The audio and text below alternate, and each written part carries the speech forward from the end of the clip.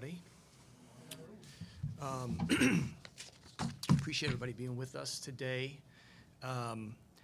As I've done in the past, I'd like to begin with some comments directed to our fans and supporters, and if we can get through those things, then we'll get to everybody's questions. But I'd like to kind of start with some context that this is the 80th season in NBA history.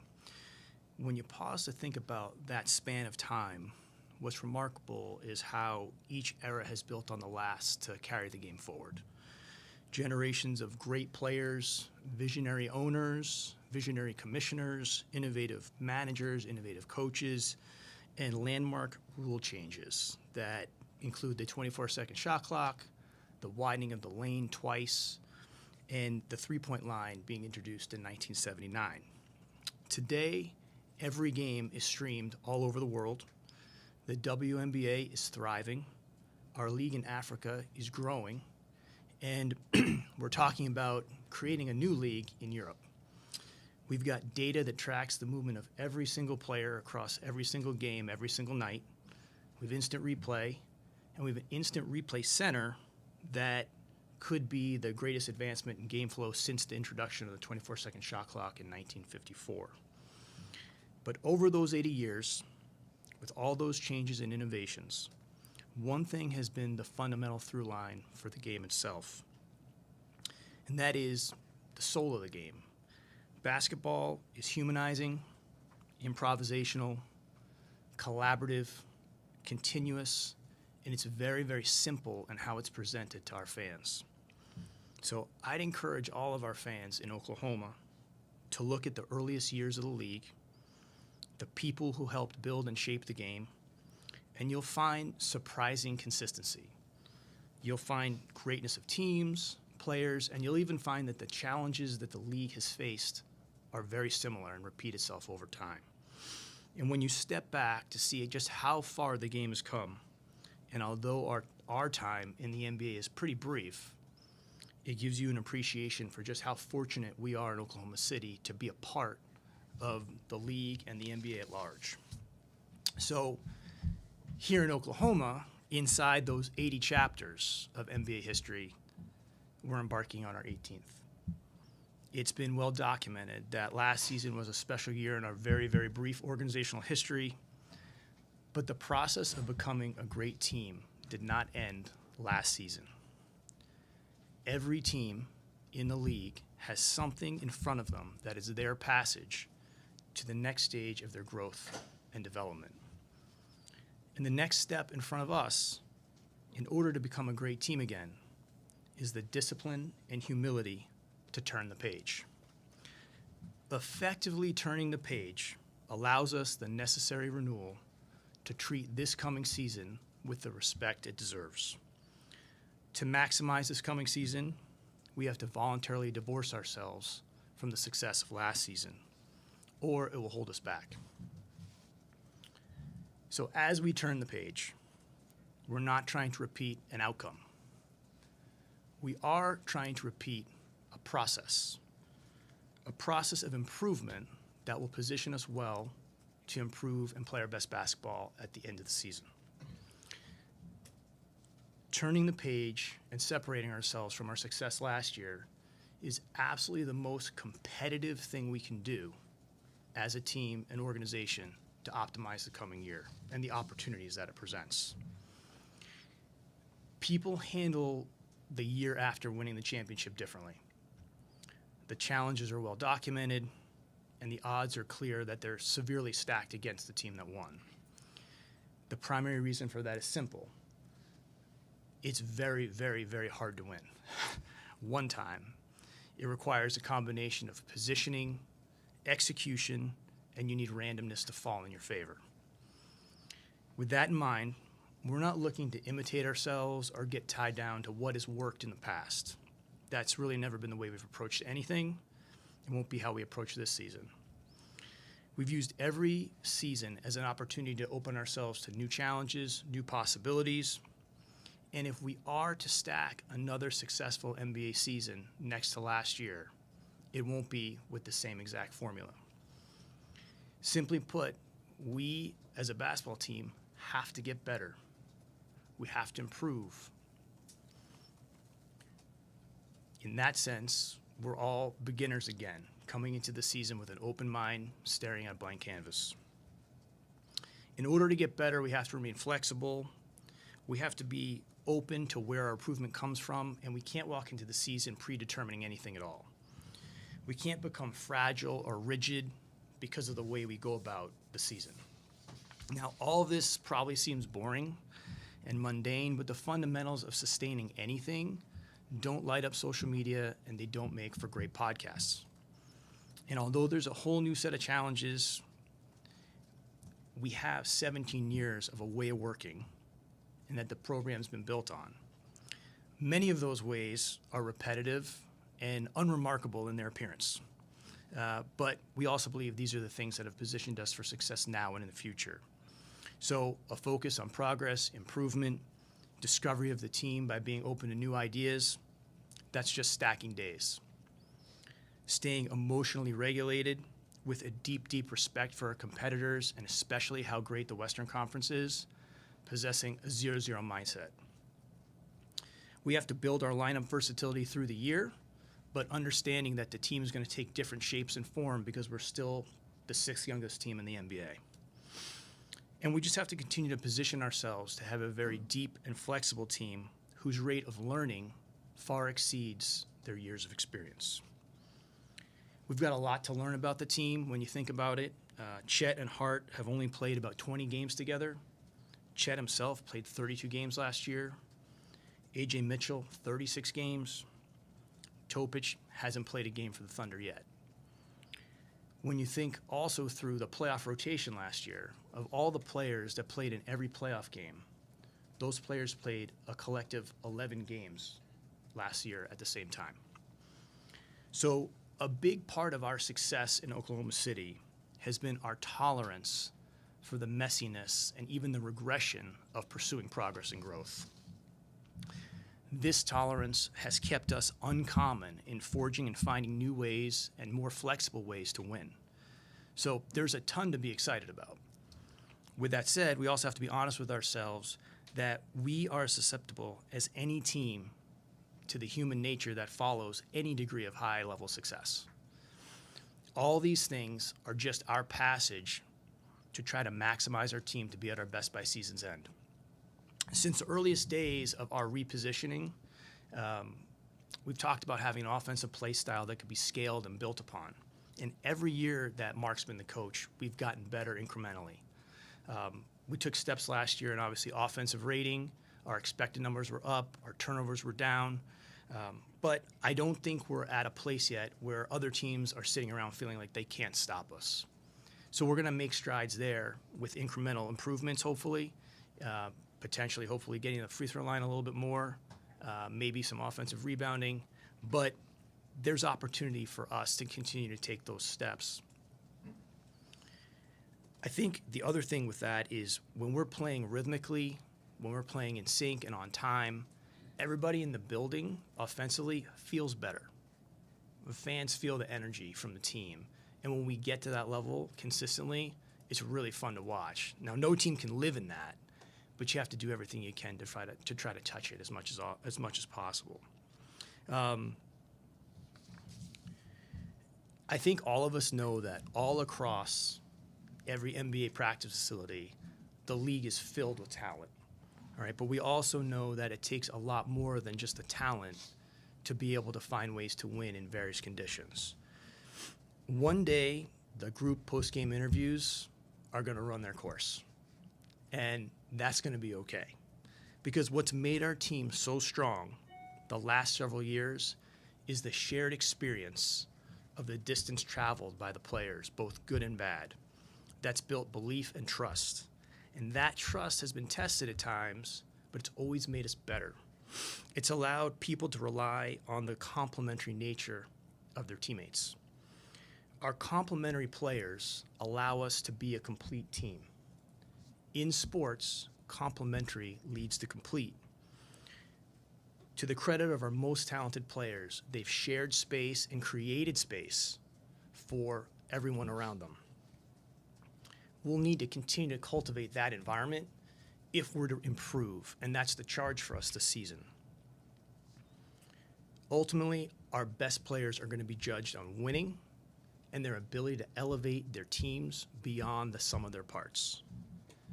That's the history of basketball. These are the values of the game. And this is the signature of individual greatness in a team sport. So in closing, no one's ever given us a hand up in the standings.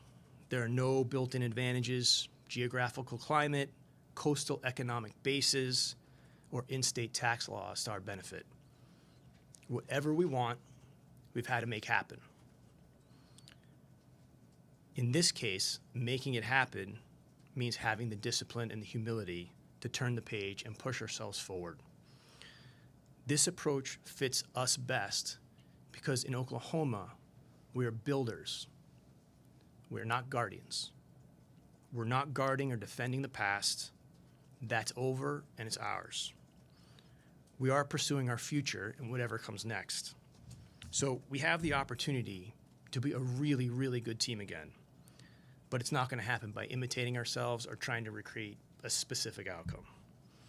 If we want to pursue excellence, we have to let go of last year and start again, turning every page, stacking every day with no guarantees, and of course, no silver platters.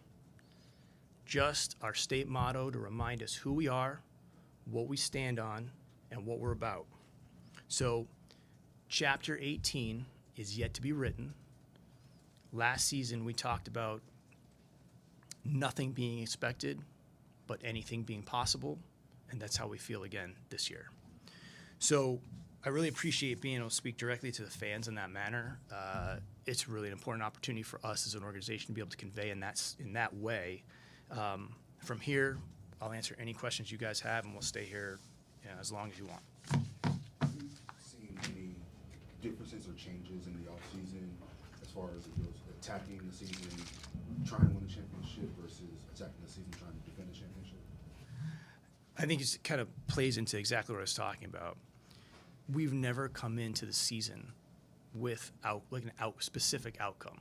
Of course, everybody wants to end the season as the last team standing, but for us, it's always been about improving and following a process to improve. And those of you that have followed the team since we've been here, since 2008, you can go back and see that that's how we've approached everything. So it's not like we're unveiling this new thing now. But yeah, we're not chasing an outcome or trying to repeat a process. We are trying to improve, and that's really the way we've gotten to where we are. And I think we have to have the discipline to stay with that. What was it like seeing the players take the Larry O'Brien across the world, from your perspective? And is there anything that really sticks out to you? It's great to see the players have the opportunity to be with the people that mean the most to them, and that I've often talked about. Anybody associated with the NBA, quite frankly, or all of us as people in anything we do, are in the situations we're in because of the people that helped us. Mentors, friends, teammates, teachers, family members.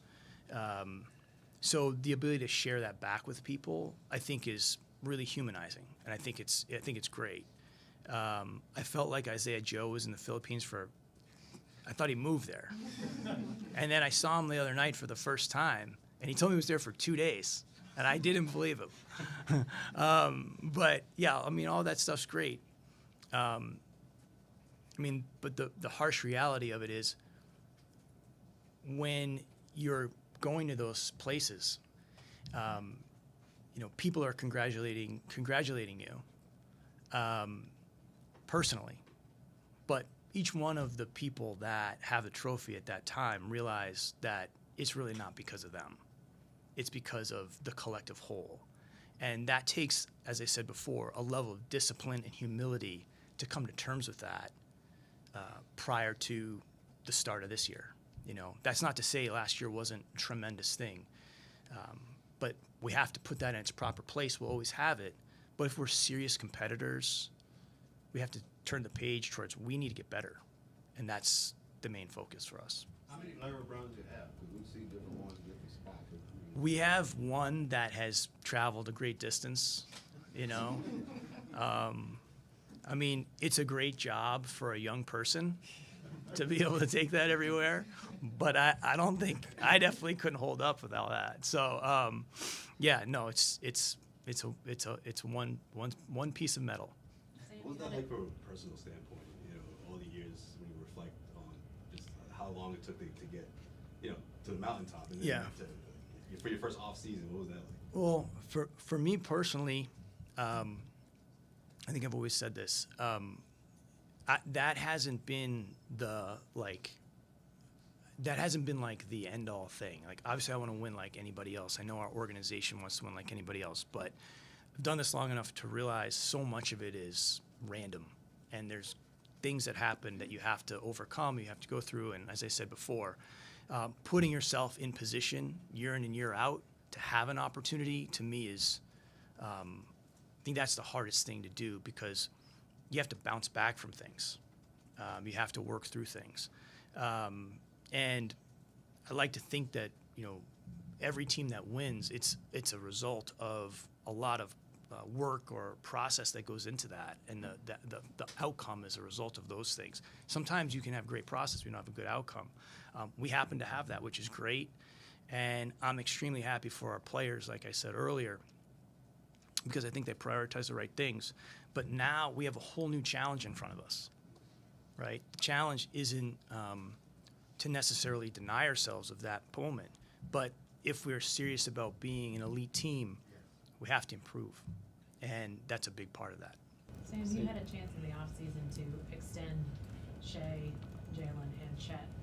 I'm wondering if you could just tell us a little bit about the importance of that from your perspective, and then also maybe were you able to go to each of those guys with those offers, and just kind of on a personal level what that looked like from your perspective? Sure. I mean, look, I'm always hesitant to talk about specific like negotiations or conversations. I think those things need to stay with the people that were included in that. It's obviously really significant for us to have those types of players committed to the organization for the amount of time that they are. All of them are still improving. You know, all of them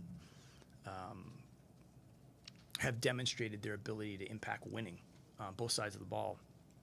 We're really fortunate to have these guys. But I've also talked about mutual commitment in these press conferences many, many times. And, you know, when you get to a point like that, it's a continuation of that commitment that they've made to the organization and that our organization has made to them.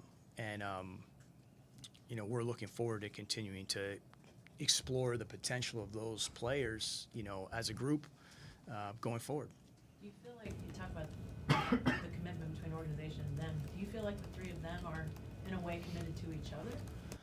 I mean, you'd really need to ask them that question. I don't want to speak for them, but I would say that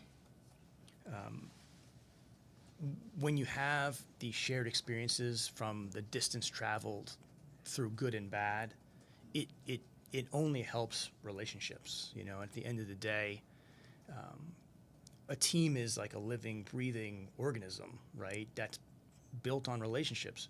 Doesn't mean you have to be best friends with everybody, but you know how you do have to understand the people you're playing with to try to reach them, especially over 82 games plus 2 months of the playoffs if you're fortunate enough to be in that situation, because the NBA season is like, it can be mind-numbing, and a big part of it is understanding kind of where everybody is and having some like I said earlier, having tolerance for the people you're playing with, and trying to understand what they're going through, because nobody's having their best day except for Jay Will.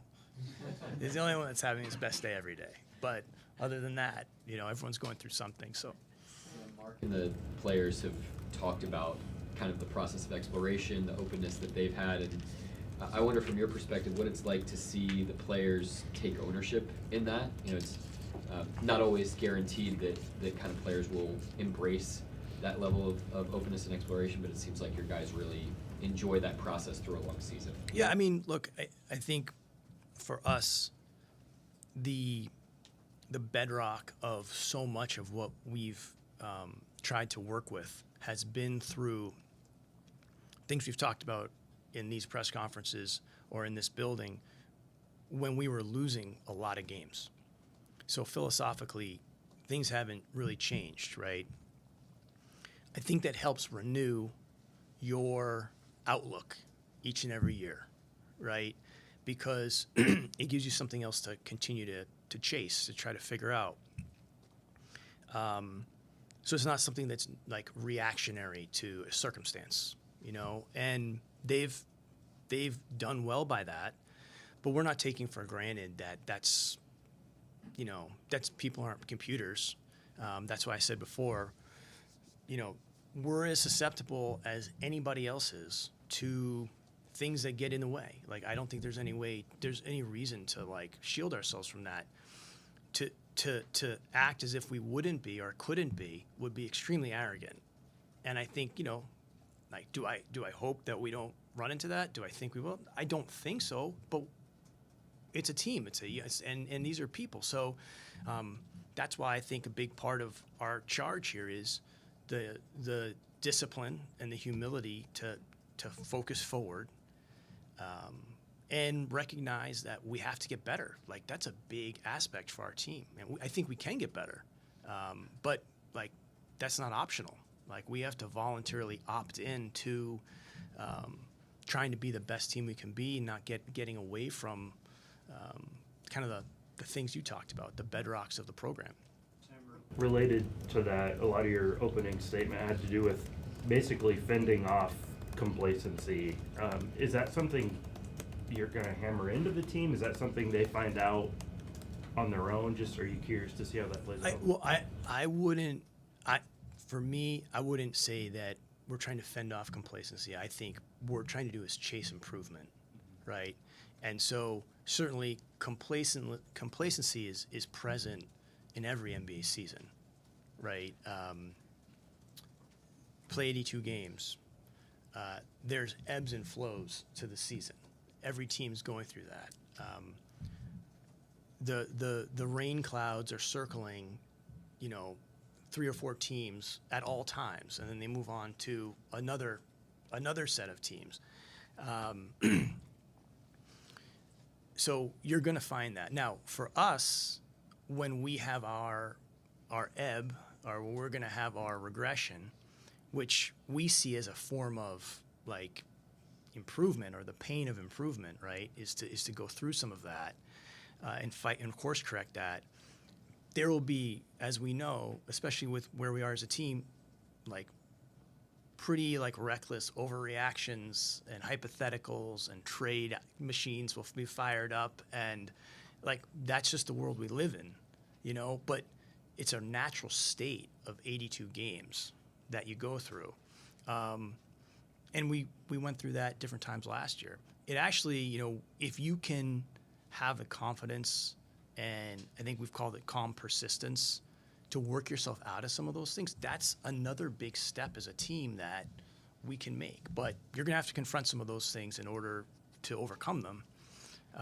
Complacency could be one of those, but that's why I think falling into this obsession with improvement is, one way to keep yourself focused and steady through that.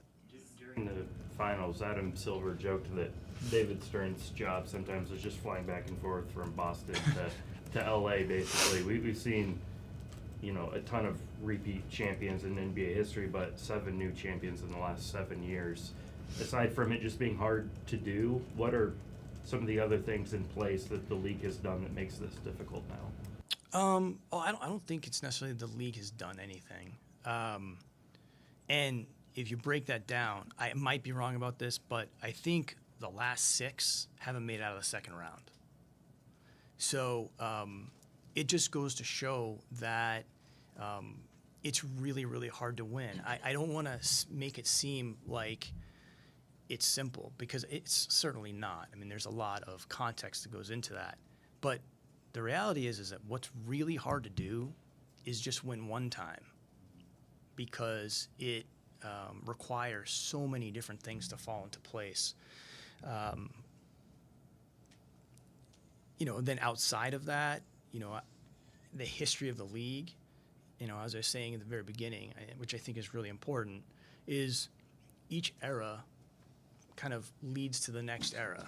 The players and teams inspire or demand, bless you, inspire or demand for you to improve and get better and lead you to the next thing.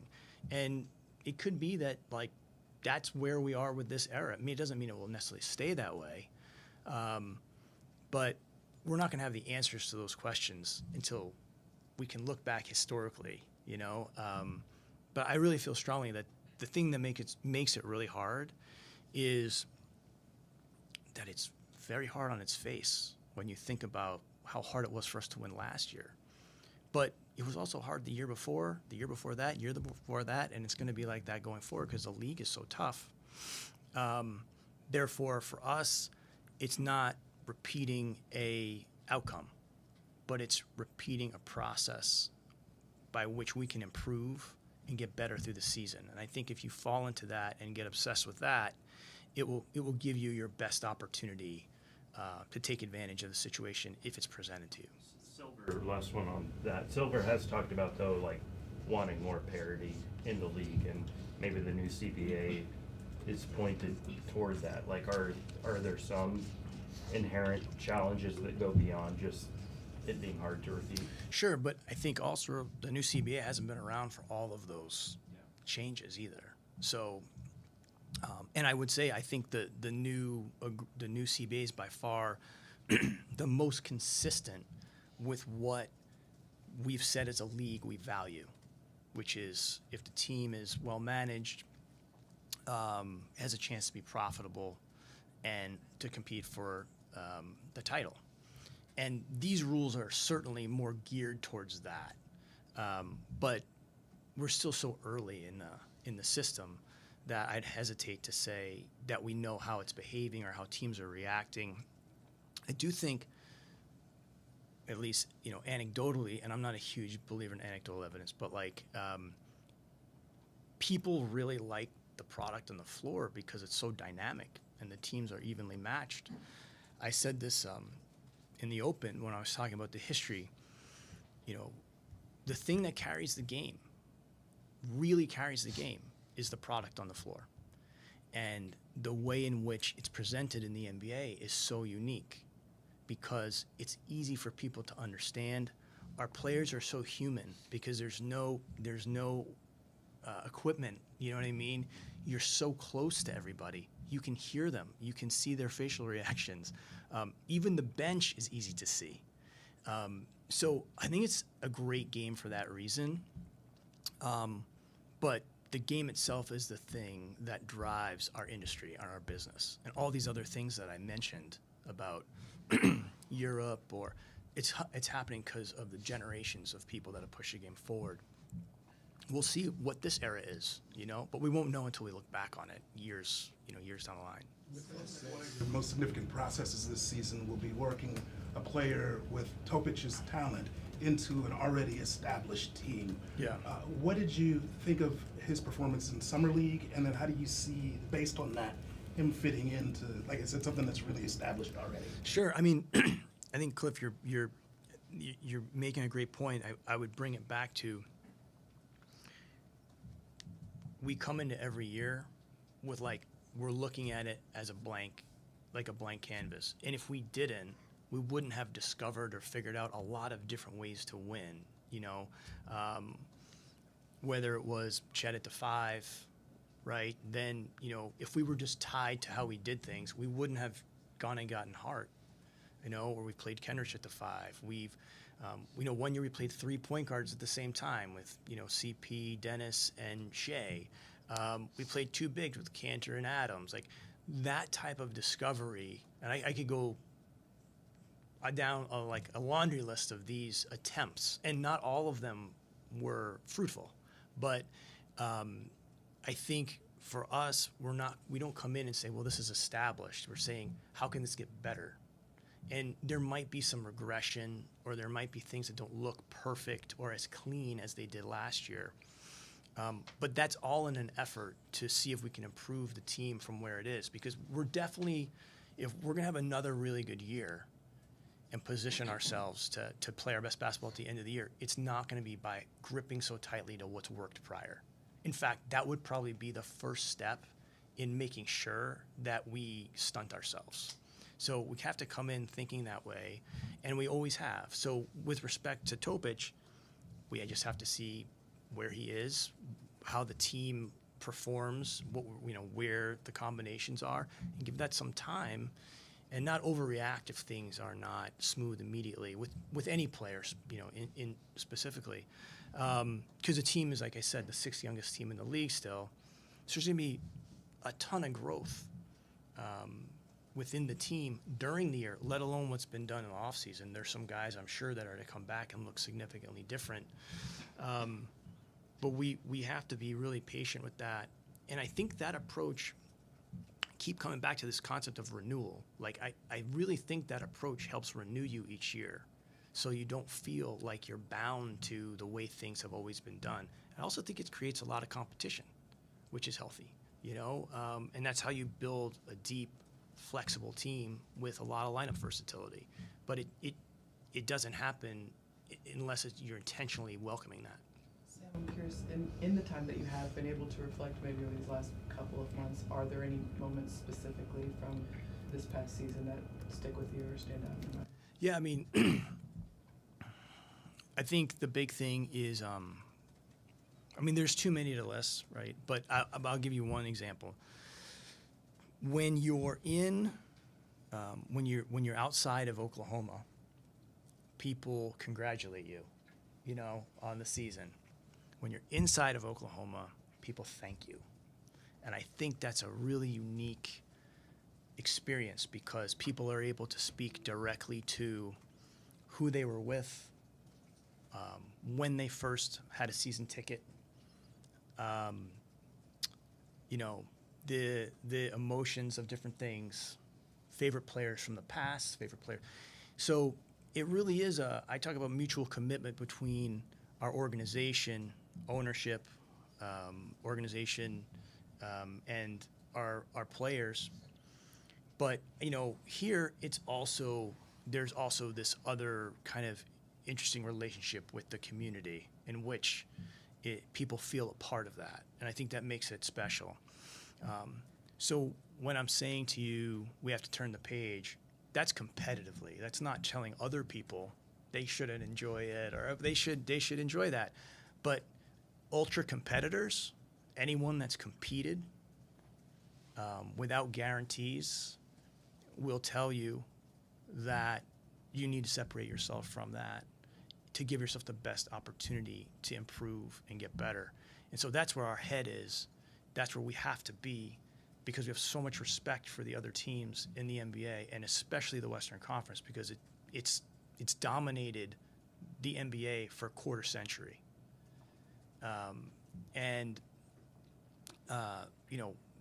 We have to improve from where we are. And I think we have the right mentality to do that.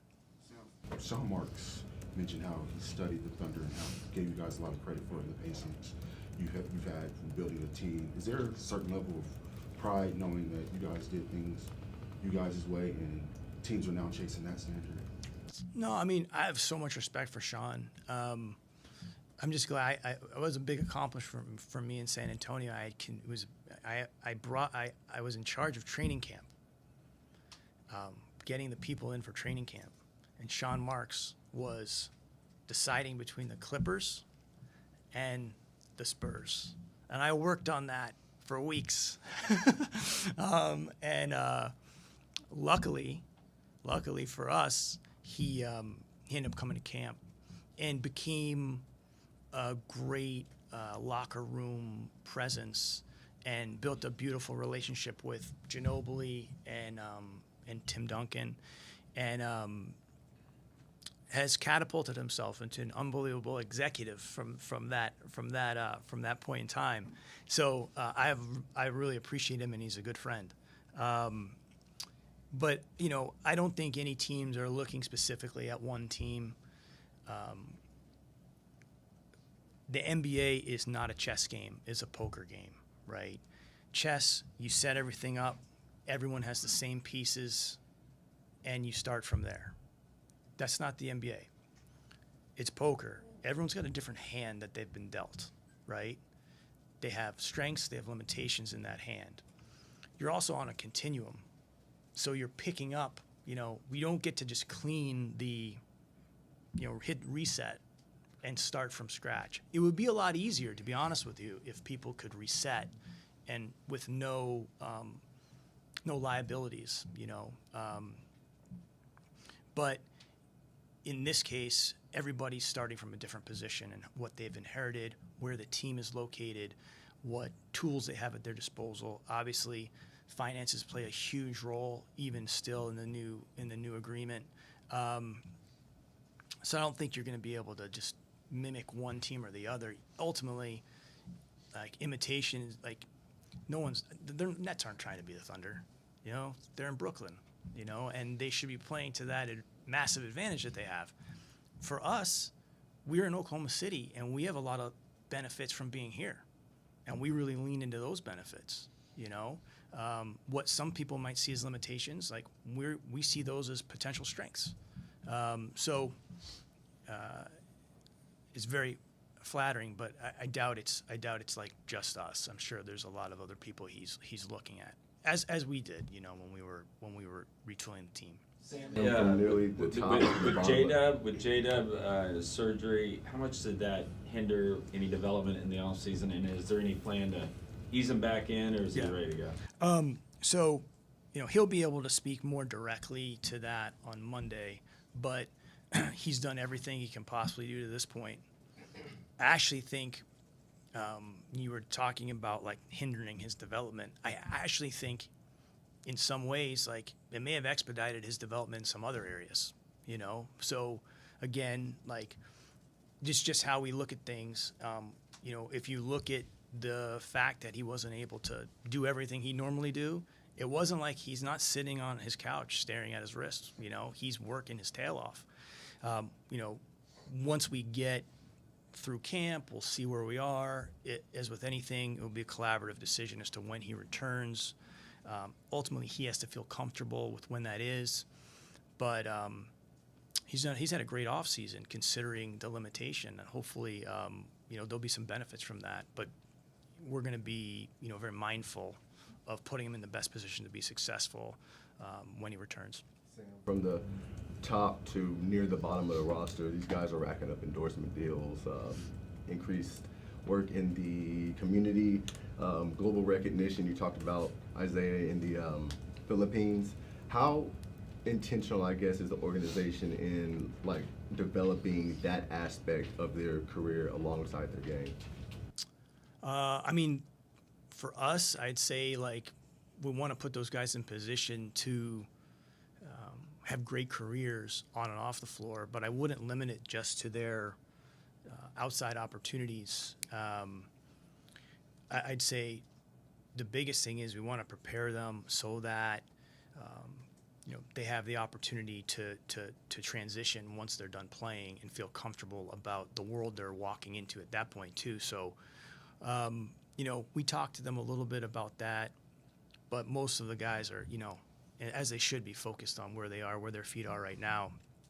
But if guys are, benefiting from the recognition, I think our guys, for the most part, understand all that's coming downstream from team success, and that's generally where all of the opportunities come for in our industry. And as long as it's not getting in the way of those things, we're incredibly supportive of that, and it's great. It's tremendous, and I think we have a lot of guys that are worthy of getting. They're great personalities, they're good people, and we're super supportive of that. Sam, as you talk about the team continuing to evolve, I'm wondering about Mark in specific. Obviously, coached you guys to a championship, but what do you feel like he's looking at to try to improve himself, the staff, and then by extension the team? Well, I think Mark's emblematic of so much of our organization. He's had such a big influence on us as well.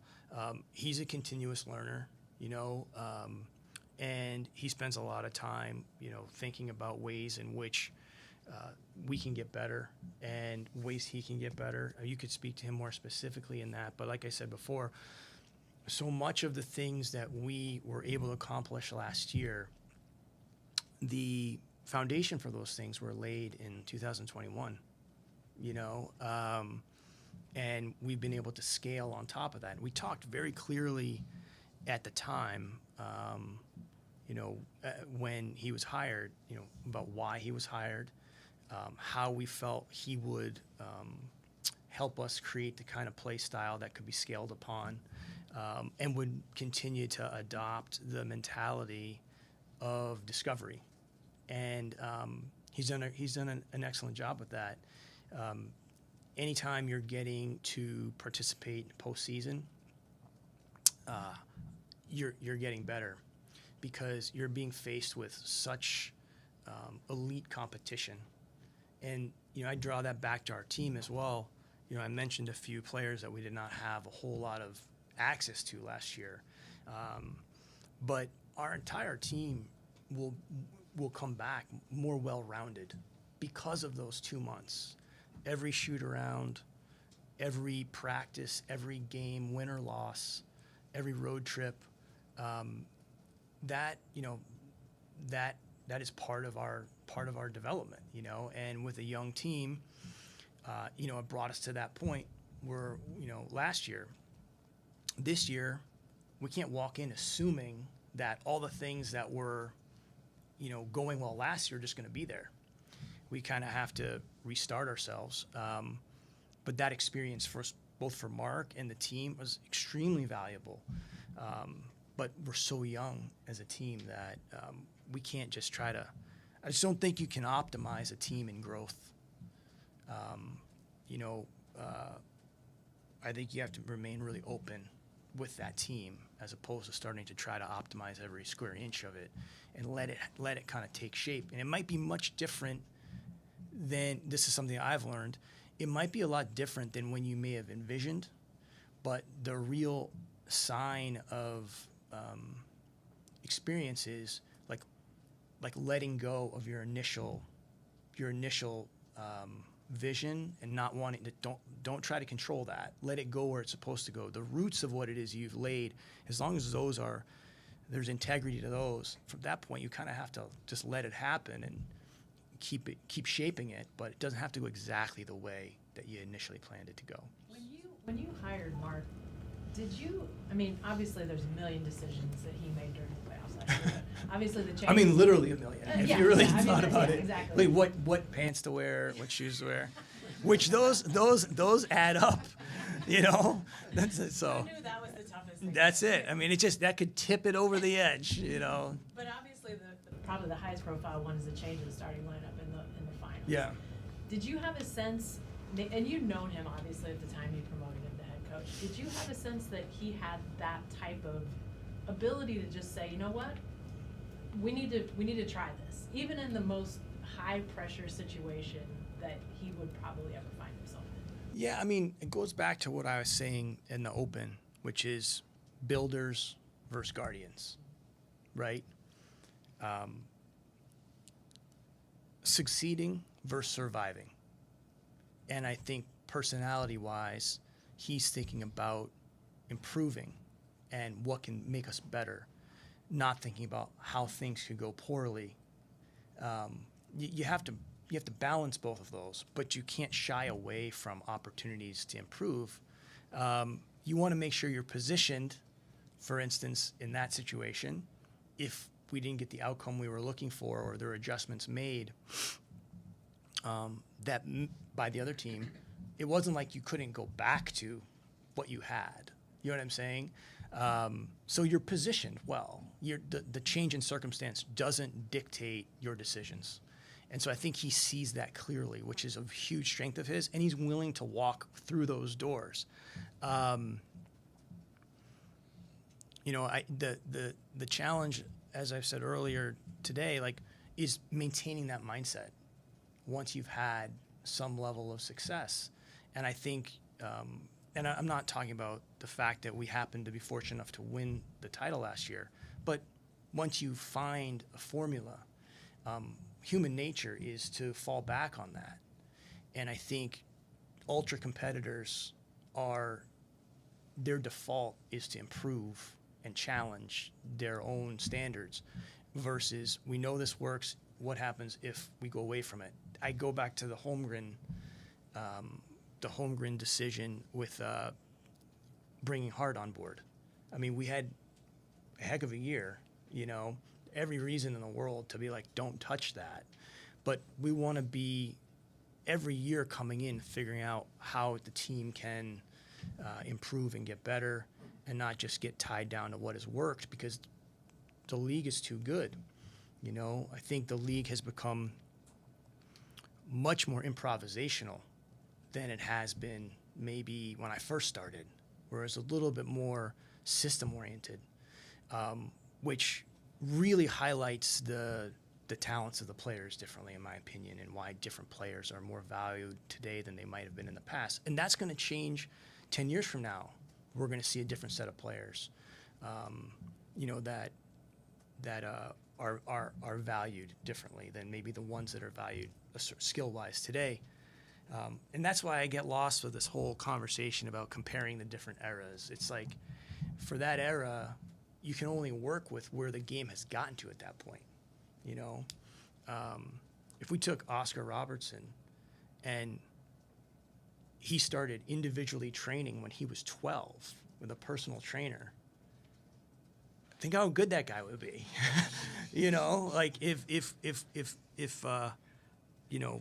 Bill Russell had the benefit of the shoes we use today, that's not to say that the players of today aren't as good. No, it's just the era in which you're growing through is you do the best with what you got, and then everyone builds on top of that. I think that's the greatness of our players today is very much a function of the greatness of the players previously. I don't see the point in pitting them against each other. They're really one lineage, and that's why the history of the league I think is so important for. I'm speaking specifically to our fans because we're 18 years into 80-year league, and it's good to have an understanding of like how fortunate we are to be a part of this. But the game itself is like there are a lot of things that keep repeating themselves over the course of time, and it's fascinating to see. But big part of it is the players are so good; they make other players better. Future players. Years ago, Shea went to his first All-Star game, first All-NBA team. This last season, we kind of saw the same thing happen with Dub. From your perspective, what's next in his development? Jalen? Yeah. I mean, look, the field is so open for both of those players, Shea included. I think to predetermine, like it needs to be here, it needs to be there, I wouldn't limit them in one area or the other. The thing about Dub that I think makes him so unique is he's got an engine that runs on both ends of the floor, and that's such a huge foundation. It gives him such a high floor as a player, and then as we've seen with other players here, as time goes on, you start to kind of trim the fat on different areas to become just a more efficient player. But that's a real process. That's not something you can snap your fingers at, and you can see during the season when guys are making subtle changes or adjustments. I think we could see that through last year with our team in general, to be honest with you, because I remember maybe early part of the season, offensively, we were not what we were the year before. right? Does everybody remember that? Like no, I'm not being facetious. I'm just like, it was a long time ago. And so we lose sight of the context. But the beginning of the season last year, people were very like concerned about our offense, you know, but these are the stages that teams go through. Like that is like the beauty of an 82-game season and an approach to improve or discover the team. And through the year, by the end of the year, we found some different things that work for us. The worst thing for us to do is at the first sign of any type of resistance, we default back to what worked last year, right? So, you know, by the end of the year, we found some really good things. We also had some players during the year that weren't playing at their best level. I wouldn't say their best level because no one can play at their best level all the time. They weren't at their probably like their C level, you know? But that's a sign of a pro, is you work yourself through those things. And I think for us as an organization, creating the atmosphere and the environment where we can get those players back on track, getting them playing, you know, with small adjustments. It could be just encouragement, but it could also be some small technical adjustments that take place. It's a work in progress. I think that's what makes the game great. You know, unfortunately, this is not to knock the way we look at the game, but is so much overreaction and judgment on a game-to-game basis with no understanding of the human element of what could be happening within the team. And such an important, I don't know how you could evaluate what's going on the court without understanding the dynamic of what's going on, you know, off the court. And that's, unfortunately, no one's really going to know all those things. But I think we'd keep that in mind, that people get better, they work through things. Sam, I know defense isn't always the easiest thing to get better at in the offseason, but I just wonder, from what you've seen from Chet and obviously how massive of an impact he's able to have on that end of the floor, maybe what did he take from 4 different playoff series against 4 very, very different types of challenges and find a way to kind of attack his continued improvement on that end?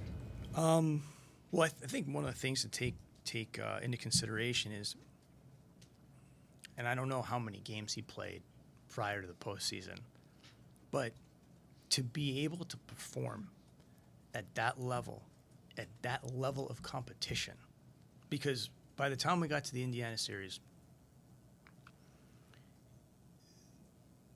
the level of physicality and competitiveness by both teams was, I think, probably like, I don't know if those teams can play harder, which is another reason why I think people, hardcore basketball fans, really loved that series.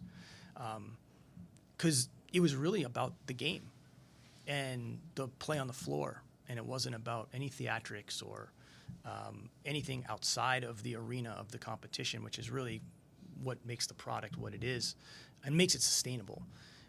For Chet to be able to kind of like ramp up into that and find his footing to not only play but to at times dominate defensively is pretty remarkable. So coming into this season, we've had time to kind of ramp up again, and we just got to see where he's at, you know what I mean? But the experience is invaluable. His instincts to drive winning are unique, extremely unique. And he's extremely ambitious, but his ambition never crosses over into agenda. And like, we want ambitious players, but you know, you just don't want that ambition to bleed into an agenda. And we have not had that, obviously, because we wouldn't have been able to have the type of success that we've had if that was the case. But he's a unique player. I'm really excited to see him continue to grow. But what makes Chet who he is isn't statistics. It isn't highlight plays. It's the things that connect the team to winning. And he has this instinctual ability to do that. And I saw that when he was a junior in high school at USA Basketball. You know, he's been doing the same things.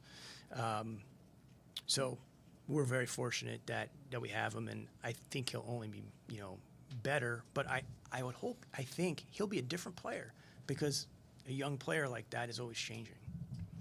All the potential dynasty talk about this team.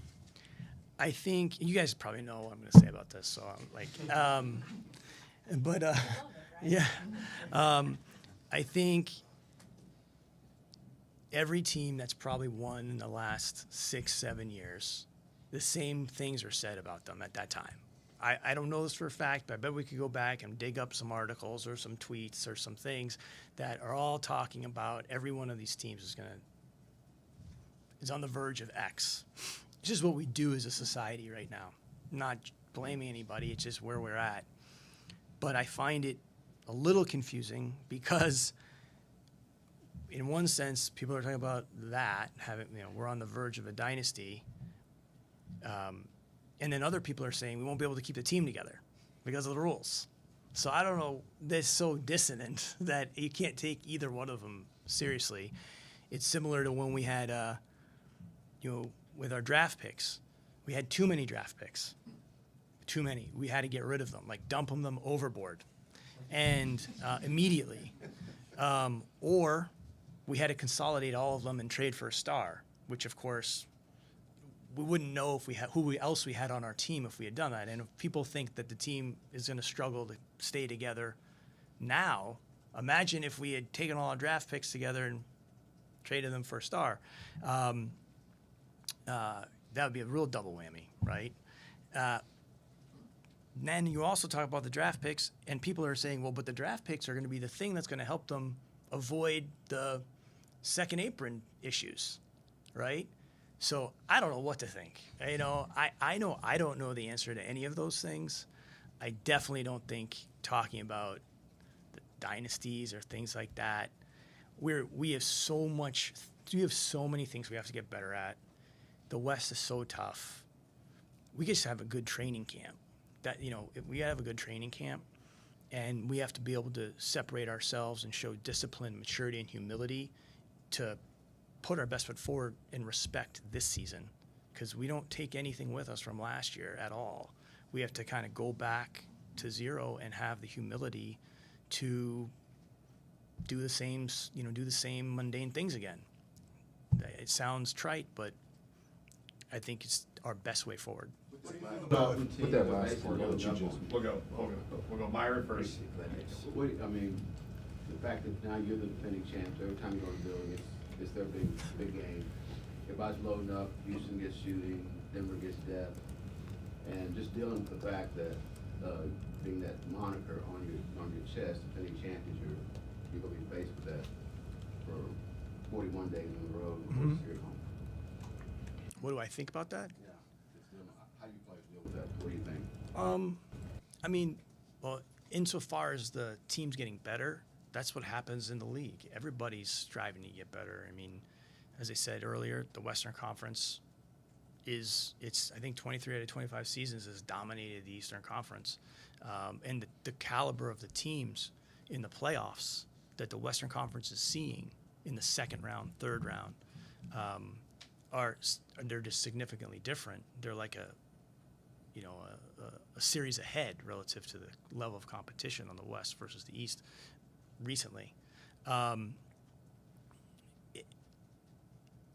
It goes back to me, it's like, yeah, I mean, that's competition. Everybody's going to get ready to play however they're going to play, but it really pretty much comes down to our preparation, the things we're prioritizing, the areas we need to get better at. How other teams see us or approach us will only matter if we allow that to influence our point of view on what we're trying to accomplish.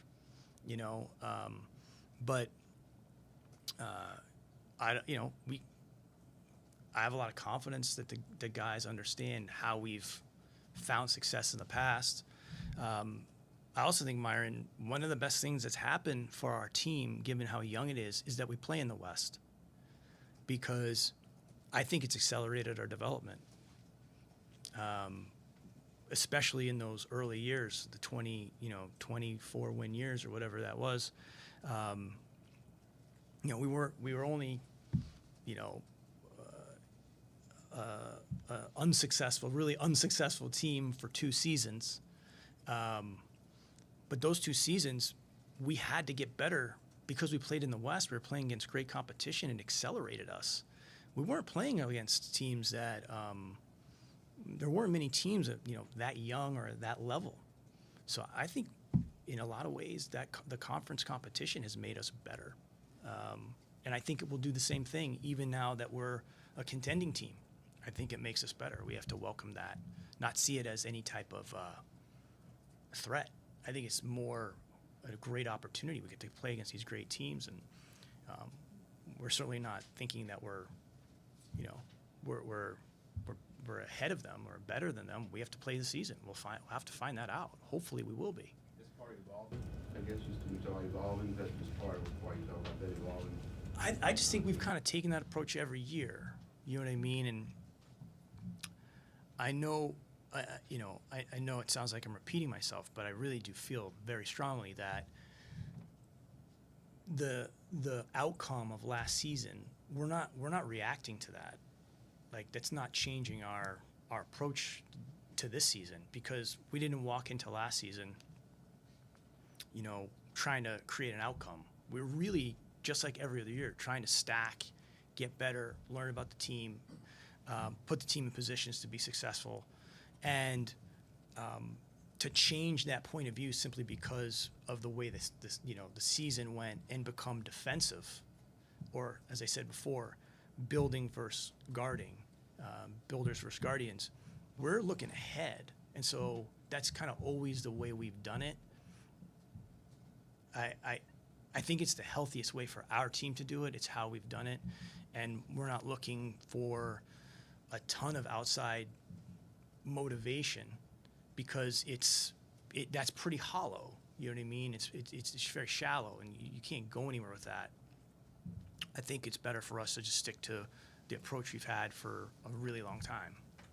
Similar question, and you might have just answered it with your last answer, but you mentioned turning the page quite a few times in your opening statement. How do you balance that with balancing and realizing that you guys are champs and teams are chasing you, and impressing that on the team? Yeah, we won the championship last year, so we don't know. This season is a new season, so we have to reset ourselves and have the humility to approach it in that fashion. Like, we won 68 games, right? We don't get to bring 12 of those with us.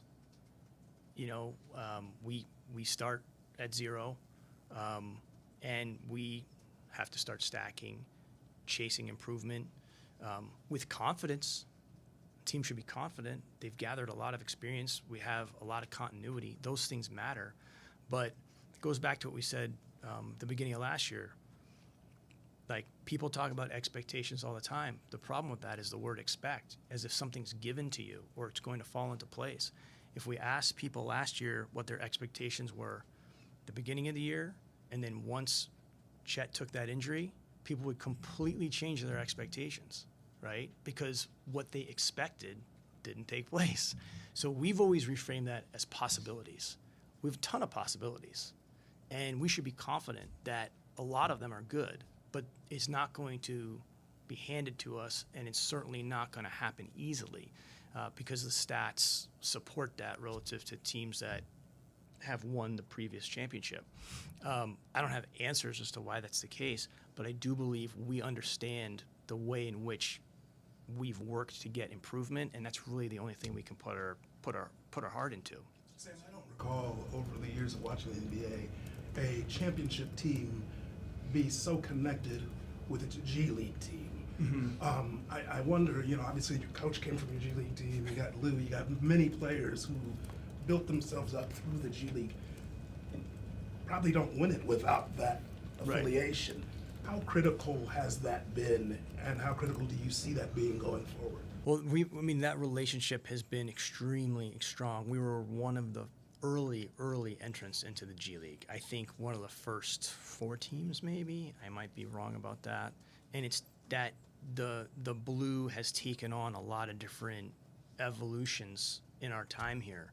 But I mean, we're probably close to 40% of our staff has spent time with the blue, and that's just because the organization is very connected in that fashion. It's how we've done everything, and I think it's been a great development resource for our staff as well as our players themselves.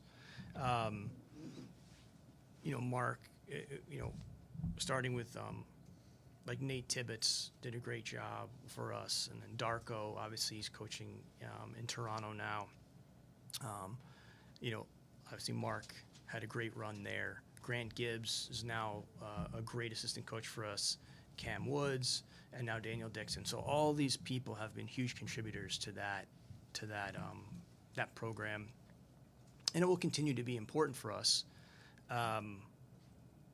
But I think every team is seeing that now. I don't think it's novel. I think most teams are operating in that fashion, as it should be. And I think it's a great. When we talked about big advancements for the league, I left that out. I should have talked about that. The G League is a massive accelerator for the NBA. And it's a huge component to the development of young players, and so many of the great players today have played down there. Sam, you've always done a great job of sort of honoring the past of the league, the franchise, and the city. I wanted to ask about Chris Paul, who's indicated that he's going to retire after this season, and your thoughts on his impact on the Thunder and just Oklahoma City basketball as a whole. Yeah, that's a great question. Chris, you hear a lot about players, but until you work with them, sometimes you just don't. You see them, you understand their greatness, but once you get to work with somebody, you understand the why behind it. He's definitely one of those guys for me, because I'm trying to learn from everybody, but certainly from our players, because they're such unique people and have such unique skills. Working with Chris was great because you get to see that mind working, every day, and his level of detail and preparation. And I'm grateful because when we traded for him, it was a surprise to him, but he put 2 feet in here. We do not have that season, which was equivalent of 50-win season, without his full commitment to the team, and he was essential to that season. We don't take 50-win seasons for granted here. That was a fun year. I think a lot of times people associate our pivoting of the team to when we traded Paul George, but people forget that and we traded Russell. But people forget that the following year we won 50 games and we're the 5th seed or 4th seed. We went to 7 games against Houston that season. And then following that, we had the 2 years where we were retooling the team and got to the play in the following year. But, when we made that decision to start to reposition, replenish, and rebuild, CP kept us going for another year. And I have so much respect for him because of that. Sam, Shea obviously had a historic season a year ago. What's impressed you about the way he's approached the offseason and as he's looking towards this next year? What's impressed me? It comes down to consistency.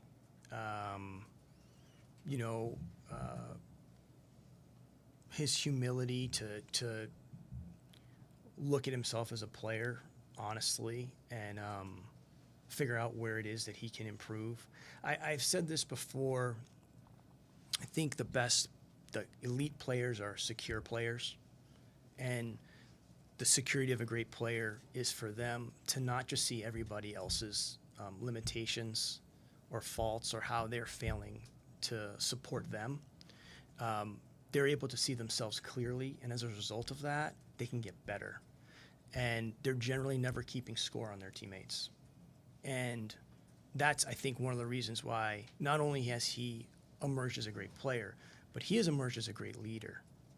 And a big part of that is his own security in himself and willingness to see himself and take the responsibility for elevating those around him, as opposed to keeping score and expecting them to serve him and elevate him solely. I mean, that's not what a team is. I said that in the opening comments, that the signature of individual greatness in a team sport is the ability to elevate others beyond their natural capabilities. And I think he's done that. People play better with him. And you go back, and I hate to sound like a history lesson here, but look at the great players over the course of 80 years. And there's a difference between the great players and the great talents. And the great players are always elevating their teams, and people are playing better with them. And I think that's to me, he's on an unbelievable track that way. But it's a journey for him, and I think that's what I love about Shea, is he's on kind of like an endless pursuit of how good he can be. And you got to let somebody like that wander a little bit, in my opinion, so that they can find it. Sometimes they'll come up empty in certain situations, but I have so much trust in him, like as a person, that he'll find his way to where he needs to be. And like that's, to me, like when you have a great player like that, it gives you like a lot of confidence. I'll leave this open-ended, but as a guy who's been in the league a long time, seen a lot, anything you'd like to say on the allegations against the Clippers for the cap suspension? I thought I might get asked this, and I understand the question, but I really don't feel comfortable talking about that. I just don't want to comment on that. Sam, last year, you didn't get a big sample size with Chet and Hartenstein in the regular season. Yep. You got to see it in the playoffs. Did you gain enough knowledge to know what that looks like, or is there still room for experimentation there? Oh, I mean, Curtis, I think it's a great question. I think it just goes back to, for us, I don't know if it's experimenting, because that sounds a little bit reckless, right? But like, we're always searching. How's that? Like, we're always searching within the team. We haven't seen very much of that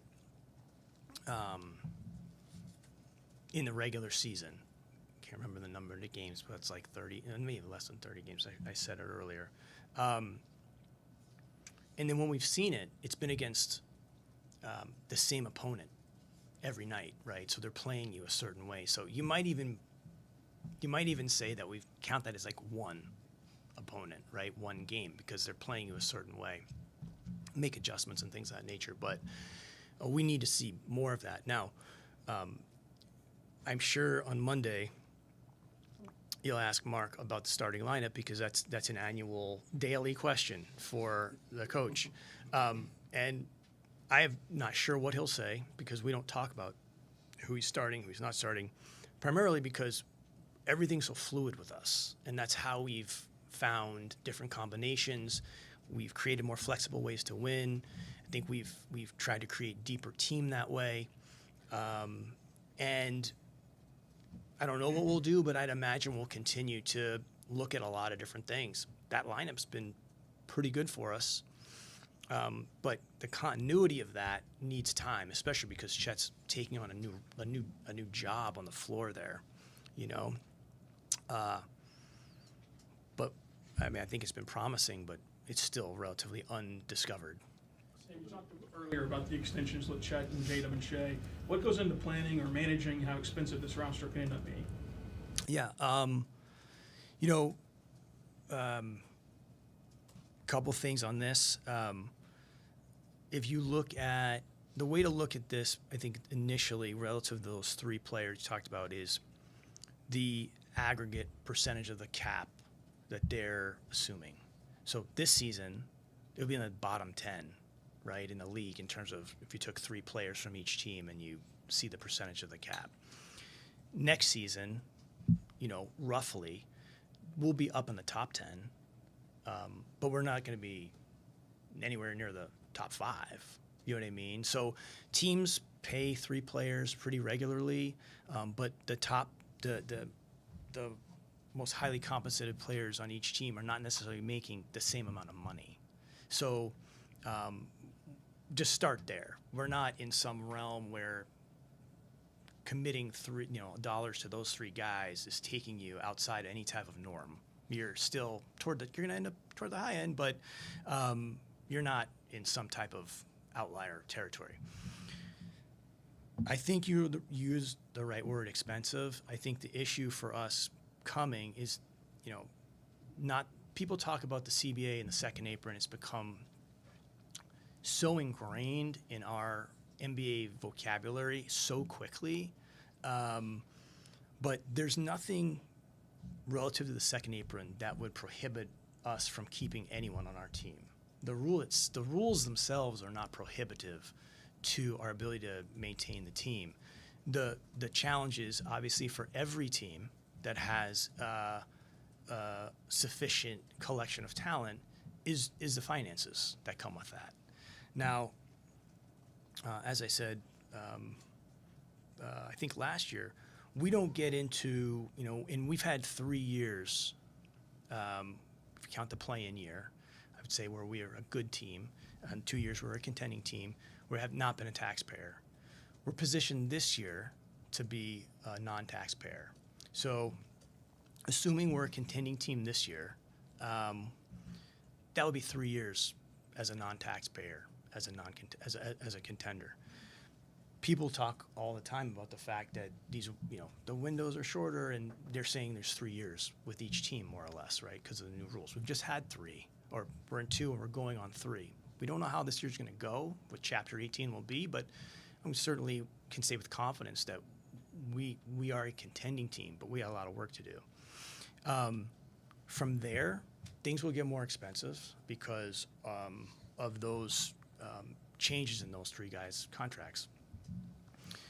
But we won't hit any type of repeater penalties until we're in another CBA. We'll be in a new arena by the time we're hitting any repeater tax penalties. As long as we stay under this year, if we were to stay under this year.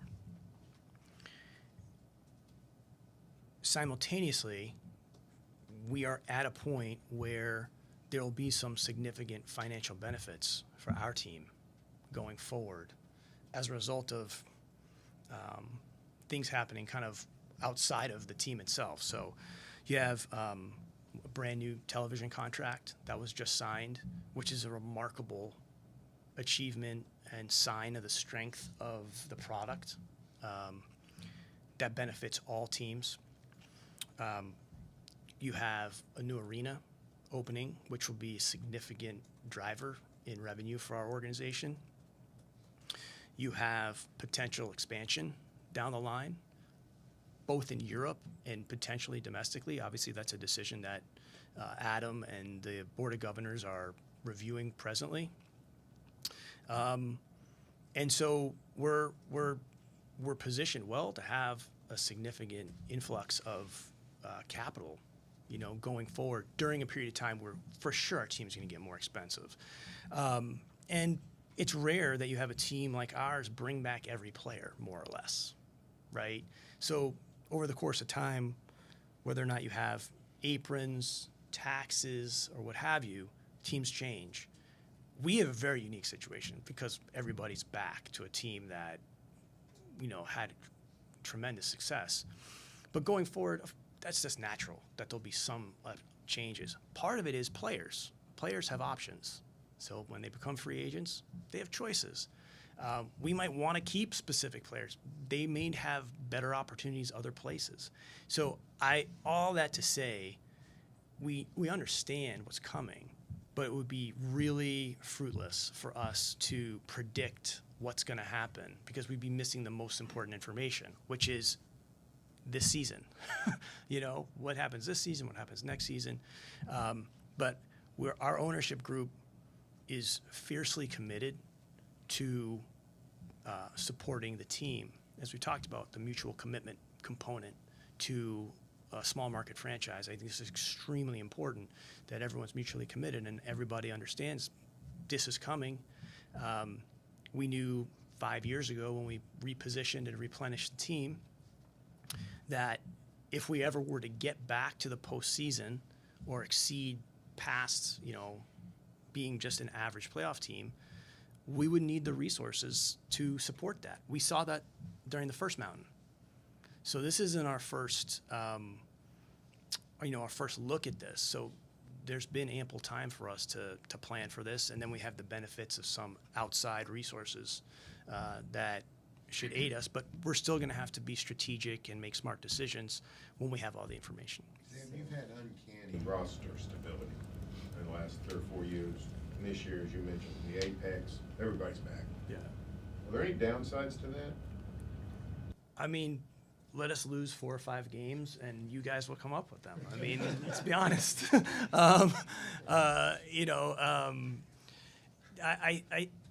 I see way more upside than I see negatives. Couple reasons for that.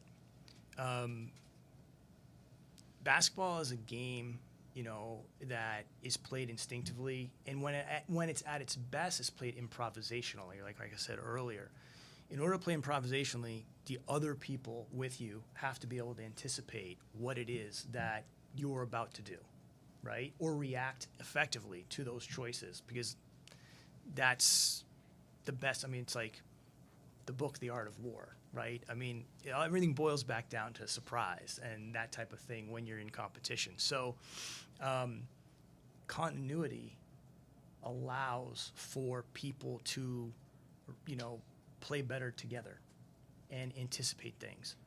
That's tactically. I think then, a team dynamic also is benefits from continuity as well, because, over 17 years here, we have had a couple interesting personalities over the course of time. And those of us that have been with those people can pretty much tell you when that's going to happen and when they're going to come out of it and how that's going to work through continuity.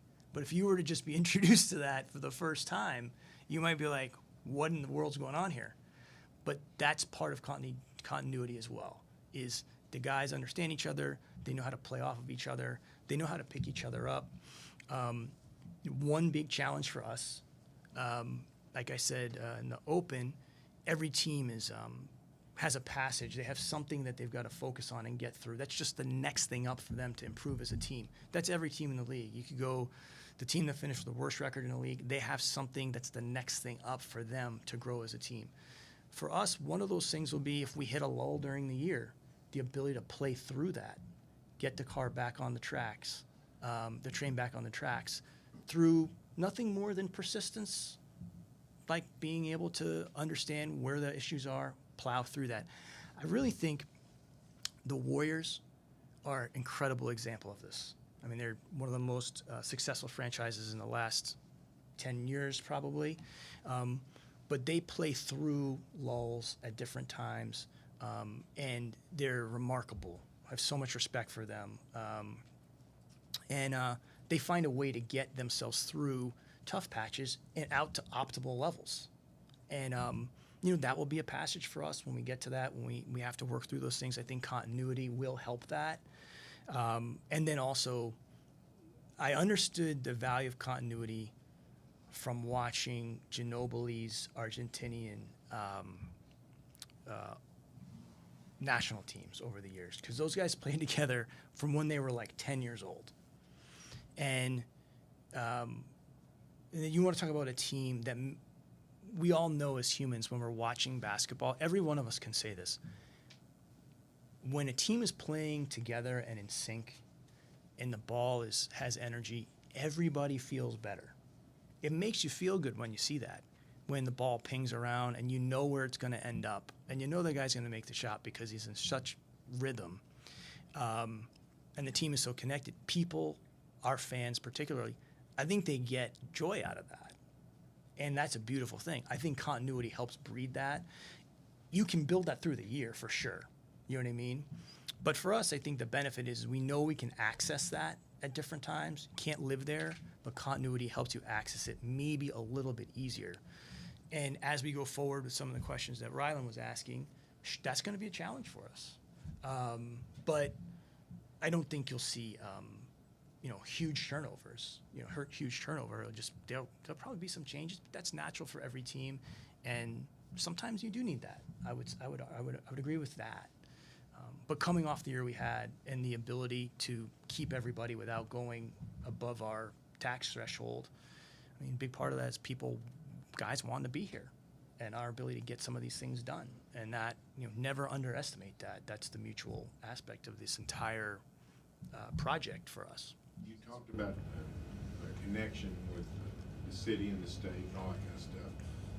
How much does that roster continuity even help that? For guys like Kenrich and Aaron Wiggins, I mean, you've always mostly had stars that people identify with. Yeah. But now, I mean, you're 10th, 11th, 12th men on the floor. I mean, everybody thinks they know them and they've known them forever. Yeah, I mean, I agree with that. But if you go back to the first mountain, I think you'd find similar relationships with like Cephalosha or Perk for sure, Collison. Royal Ivy is a guy that I actually took a picture of this one night. Someone was wearing a Royale, this was 2 years ago or so, wearing a Royal Ivy jersey. I took a picture and sent it to him. So that's one of the great things I think about playing here. There's 80 years of NBA history. The Celtics, the Knicks, the Sixers, the Warriors. Like, some of these teams have had long, long histories and hundreds and hundreds and hundreds of players. We have 18, and we've had continuity on both mountains, pretty significant continuity both times.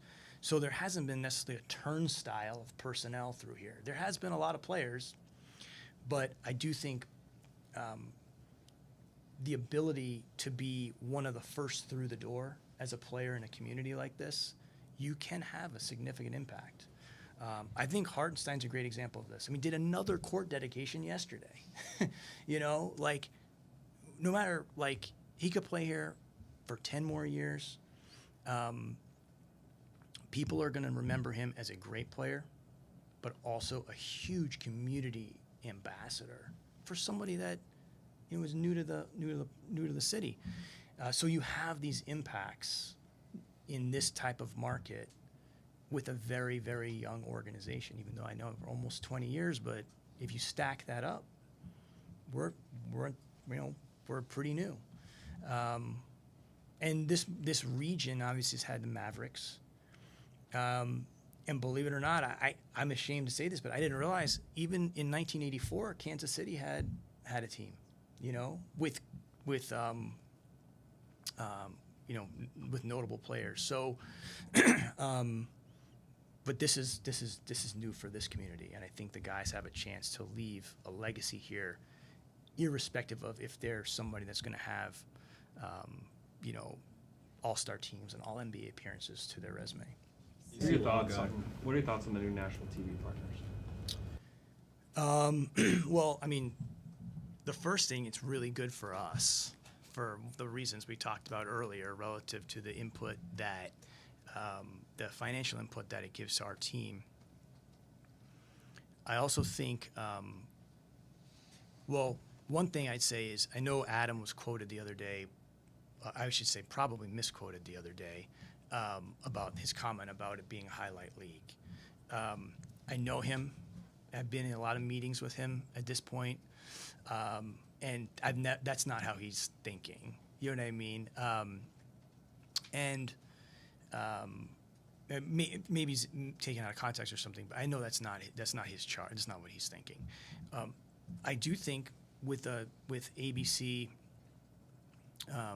NBC and Amazon, that's just more opportunity for the game to get seen by more people.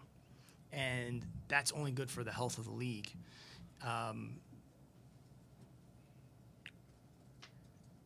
Back to the highlight thing, like that's for us to improve our youth players in the United States, really anywhere because of the way it's global now. The worst thing for us would be for kids growing up to watch highlights as a means to understand the game, right? The best thing for us is for people to watch the game itself and have people that can help explain what makes these players so great or the finer points of the game. That is it. We would talk about player development.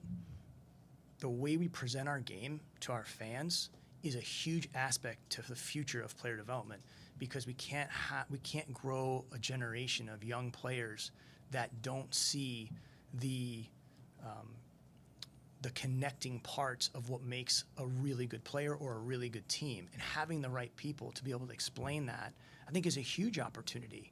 And there's room for everything. There's room for criticism, and an overindulgence on transactions and all the things that I think people are probably OD'd on at this point.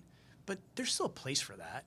But a balance of understanding and celebrating what makes the game unique and different, how a player's getting open, what helps side defenses, all of these aspects. We can't have a whole generation of players growing up thinking that the game is played behind the three-point line, which it's not, although some people will have you think that, or the game's just played at 11, 12 feet, which it's not. Like, what's happening in order for the player to get access to the basket and get to 11, 12 feet, right? So, I think those partners can really do something to help the game itself and grow a whole new generation of fan that can appreciate and understand what goes into high-level basketball. I see that as the biggest opportunity. You mentioned that everyone within the organization contributes to winning top to bottom. I was wondering if you could speak to AC Law's contributions behind the scenes and what it's like to see him not get this chance to grow. Yeah, I mean, AC would sit next to me, in these post-draft and stuff like that. And I think he's got an extremely bright future. I still remember I saw him play one of the greatest college basketball games. It was against Texas. I want to say it was I was at the game because I was still working in San Antonio, and I always remember, every time I see him, I always remember how great that game was. But a class act, a professional, and he'll help Brooklyn significantly. I'm excited to see how he does with them. So you mentioned in your opening statement, I think it was the fact that the replay center is the greatest improvement to game flow since the shot clock. Can you expand on that? Well, I think it can be. I think instant replay has been a great thing for the league. Obviously, there's things that we're working through on that relative to how long some of these reviews take. But the vision that Adam and Evan Wash and others have for the replay center to be able to service every game, every night, and take the more objective calls off the plate of our officials, because we have incredible officials. They're elite. But the thing that makes them elite is their judgment. And some of these things that I think our league office wants to try to automate and make easier are these kind of like out of bounds, these things that can go quicker with less of a review. And they're making a change this year where some of these out of bounds calls are going to be made in the center itself. And in addition to potentially approximate foul calls will be made from the center itself. So it's a slow stage. You can never substitute the value of the personal official on the court that has relationships with the players and the coaches and has a sense and feel for the game. But you go back to the 24-second shot clock in 54, I think it was the owner of the Syracuse franchise at the time. The league was struggling because these games were being played like 17-18, and the games, and people were just like not tuning out because they were watching on TV at that time, but they were opting out. And the league had a big issue on their hands. And through the pushing of this one owner, I think his name was Danny Biazone, he convinced the league we have to go 24 seconds. And when they did, everything changed, and people were coming in droves. We would not be sitting here if they didn't put that clock in 54. The game couldn't have gone further. People didn't want to watch that, and we're obviously so far ahead of that right now. Now we're just trying to make it a little faster. I don't think anybody's to that level. I hope not. But if we can improve that a little bit, make the game run a little smoother, not take anything out of the hands of the officials that make them the greatest in the world, but speed it up, I think it will help the game tremendously. But that's going to take an investment from all of our teams to increase the breadth and the resources at that center in Secaucus. Sam, you talked about some of the changes that's happened over the course of the NBA. One of them is the NBA Cup, and we've seen it now for a few years. What do you think of it now that we've experienced it, and also in particular the back end that it causes in January of a kind of shortened schedule or maxed out schedule? I think it's a work in progress. I think there'll be some changes in the future to where the games are played in the semifinals, which will be helpful. Again, though, we have to, if we want to get where we want to go and continue to grow a whole new generation of fans, it may not connect with everybody right now, you know. But the way we've always looked at it is like, if this is what's in the best service of the game, and we can still compete in a way that is like we're not, what's the right word? We're not messing with the league or the game or the competition to the degree that it takes the integrity of the entire competition away. Then I think we have to be open to these changes and trust the vision that Adam has. Same thing with Europe. You know, like, we have to follow that. It may seem very abstract or obscure at the time, but if that's where it is that we need to be, as long as we don't forget that the product of the game, back to the question Paris asked, the quality of the game, the history of the game doesn't get compromised for the commercial aspirations of the game, because that will really hurt us. I mean, that's the one thing that's been the through line. I think you go with it. Now, I can't get asked a question about the Cup without raising the fact that we did go on a week-long West Coast road trip, and we're flown 3 time zones to Florida to play a back-to-back. So that's one of those things where, you know, we miss that. Like, we have to own that as a league. And to the credit of our players, when we talk about resting and load management and things of that nature, like, our guys played those games, you know, but you're never going to find a schedule that goes a week on the West Coast and then a back-to-back on the East Coast. But you have to have some tolerance for the league to work through that stuff. No one's ever going to have to do that again. Fortunately for us, we took that on as a challenge. We ripped off a ton of wins in a row. And I think it made us a better team, you know. But certainly wouldn't want to make that like a normal thing. But I think the goal is clear, and I think it can help the league. But we have to be open-minded. Sam Lou's coming off his first all-defensive team. He's also become one of the best 3D guys in the league. I just wanted to ask about sort of his outlier development, coming from Summer League to the G League to being like second on the team in scoring to now what we see now. Yeah, I mean, he's a great. I don't want to say it's a great story. It's more, the path is something that's really great. One thing I want to say about this, because I talked about this probably 4 years ago,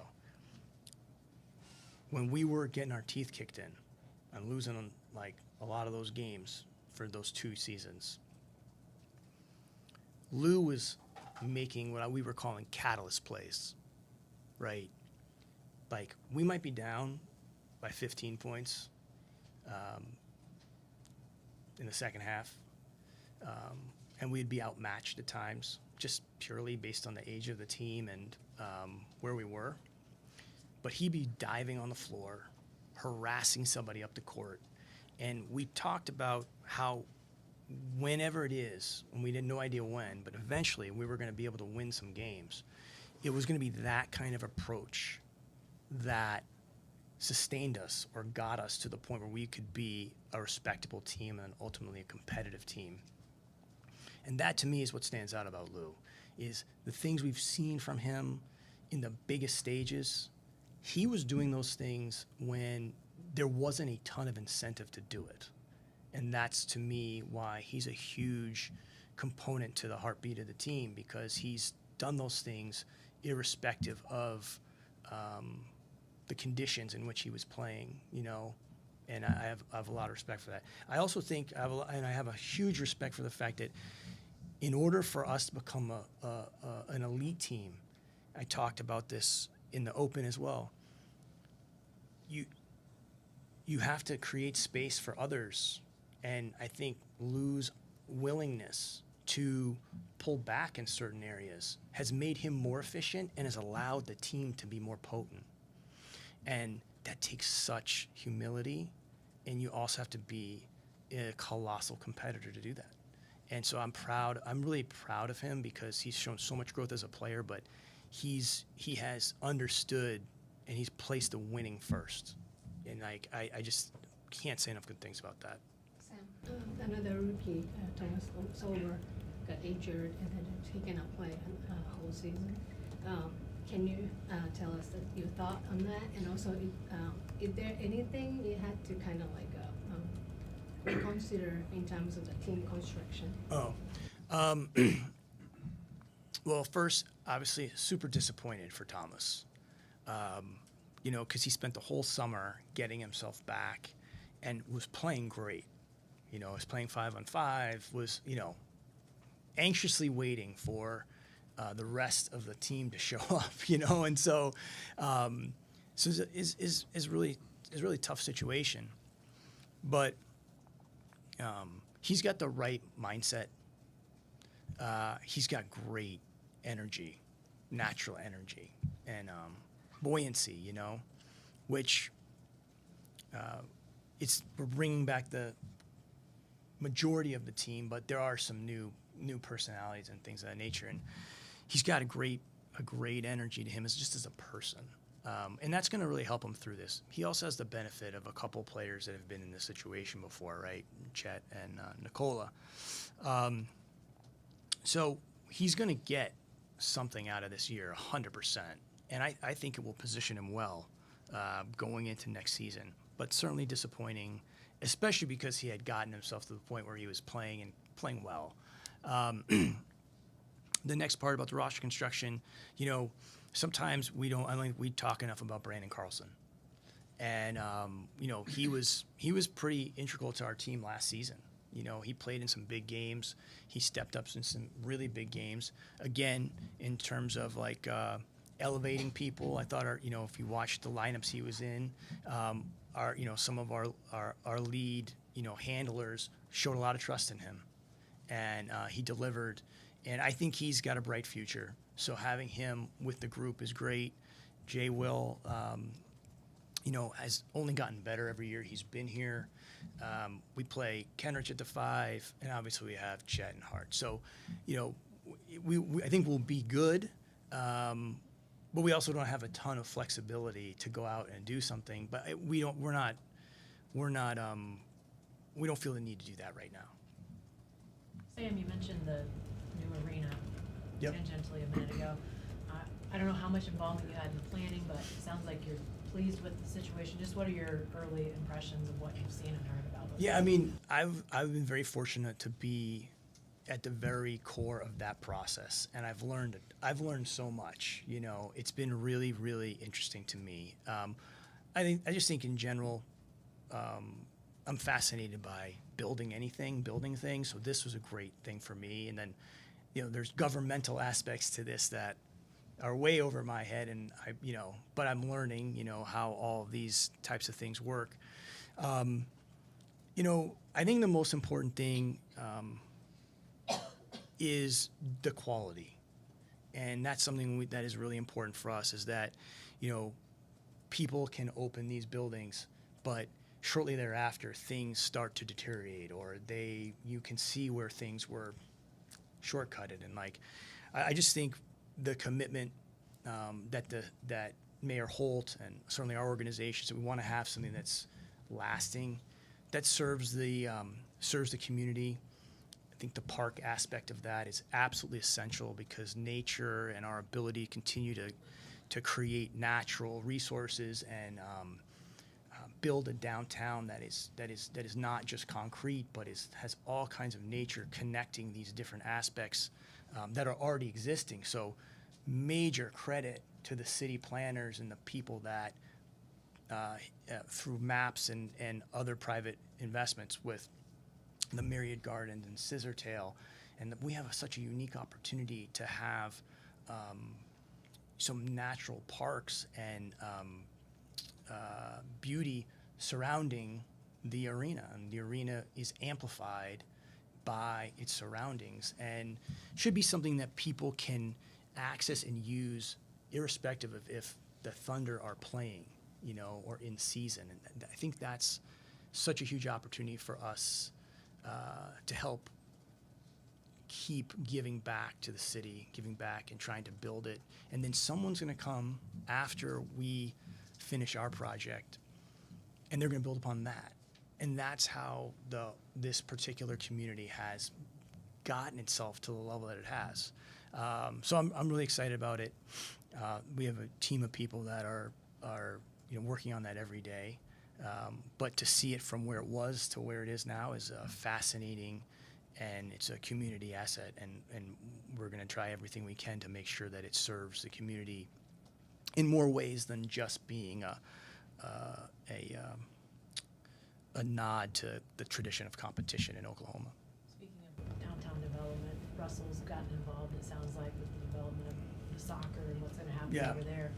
What does that mean to you to have a guy that was here, now not, but still wanting Yeah, to I mean, belong?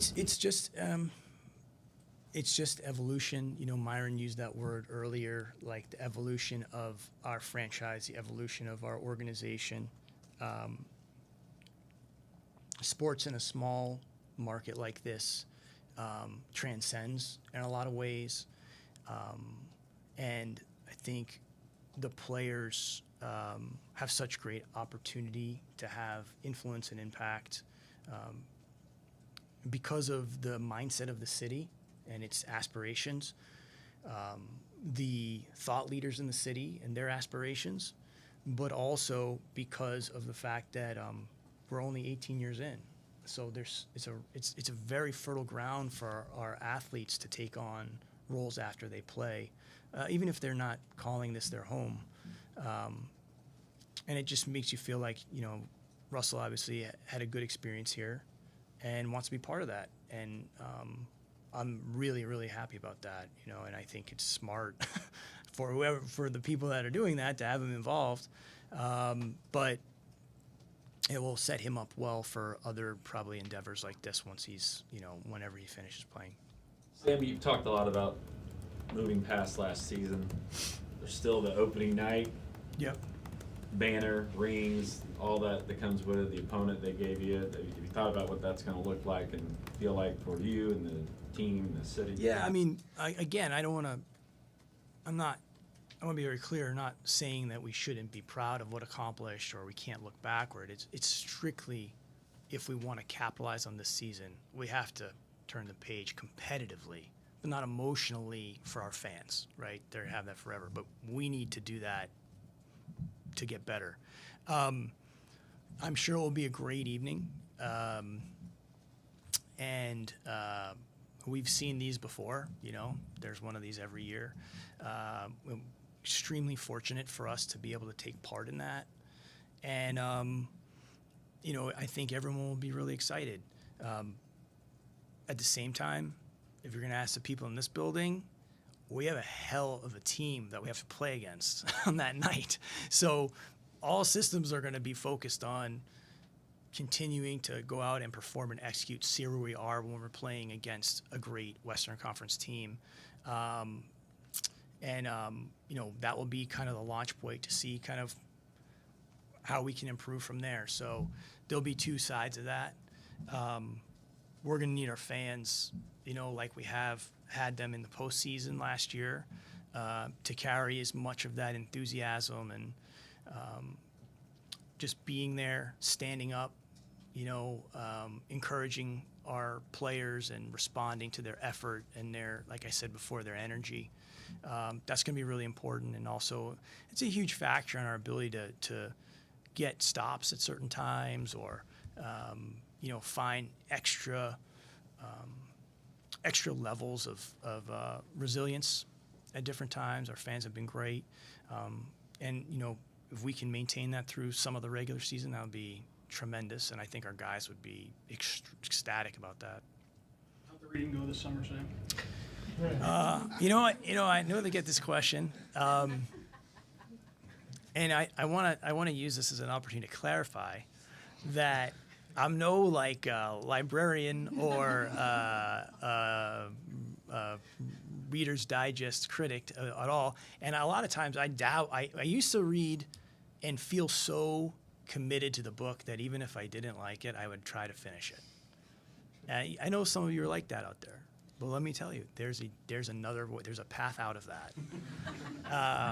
And it's basically be a dabbler. So I dabble a lot. I go back and read things I've read previously. Sometimes I read it differently when I see it. So I don't give this impression that I'm like, this speed reader or anything like that. Quite the contrary.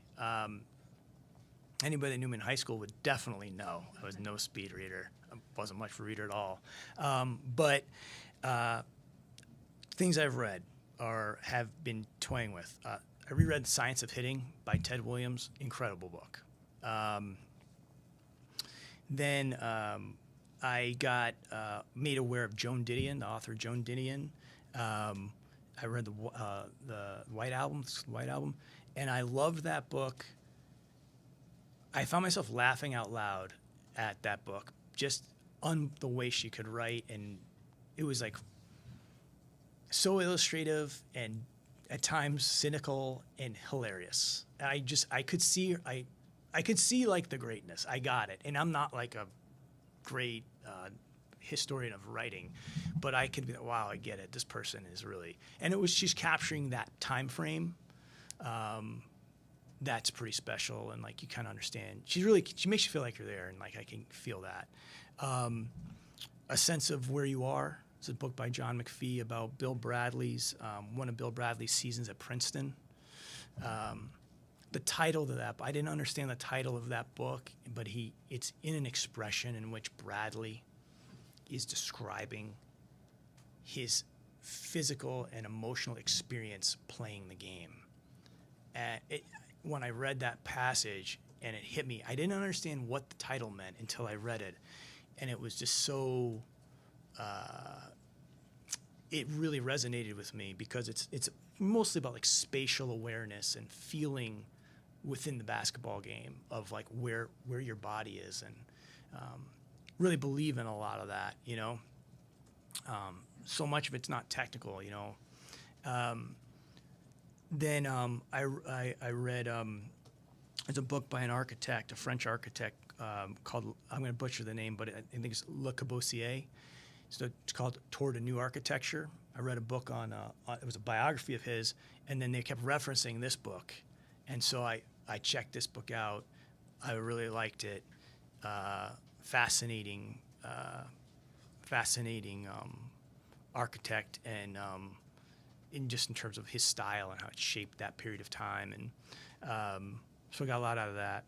Those would be like the main ones I've been toying with, and now with the scouting season coming up, I'll be on a lot of planes, so that's really when I start to do more reading, and I'll find some things and see where that takes me. You mentioned the Bill Bradley book. Are there a lot of other basketball books you'd recommend or you hold pretty close? It's really funny. I keeping everybody here longer. That's the cue, right? Are you new around here? Everybody else had closed their computers. Joe's had his computer closed for the last 15 minutes, but I'm not going to say anything about it. I don't really read that much about sports. Earlier I did. I read all kinds of things about sports, and now I'm not as I just don't read that much. But Bradley's fascinating because he wrote that book, Values of the Game, that I read when I was in high school, and just means the world to me. I love that book. The author is a guy named John McPhee, who wrote The Headmaster, which is about he's a headmaster of a private school in around where I grew up. And so, like, yeah, it was kind of fascinating, but the writer's really, highly regarded, and I'm like, I like to check that out. But yeah, I haven't done a ton with specific basketball. I got to think about that.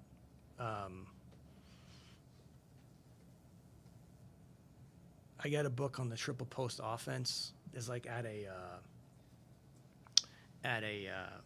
must have been like a garage sale or something like that.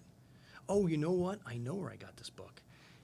When I was an intern with the Spurs, one of my jobs was, he's gonna love this, by the way, is to learn the CBA.